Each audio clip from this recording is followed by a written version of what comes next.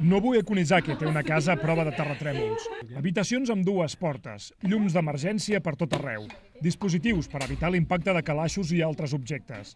Però, de tot, el més innovador és que aquesta casa és pionera a connectar-se a la xarxa oficial d'avís prematur de terratrèmol.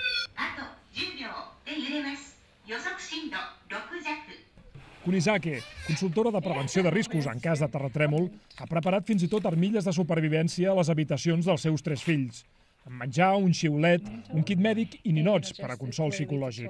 神学的に言えば今切迫した状況にありますので、その分しっかりとした備えは必要だと思っています。 A la zona de Tokai hi ha grans terratrèmols en cicles de 150 anys i el pròxim ja triga. Com cada any per aquestes dates, ciutats senceres com Fukuroi han participat en la Jornada Nacional de Prevenció. Així es mouria la Terra, per exemple, si hi hagués un terratrèmol de 7 graus. Lliçons de primers auxilis, de com muntar una tenda d'emergència o de com fer servir eines per serrar arbres caiguts o senyals de trànsit. Cal conscienciar a tothom de com seria un rescat o una evacuació. Un terratrèmol en una ciutat i en hora punta podria causar desenes de milers de víctimes.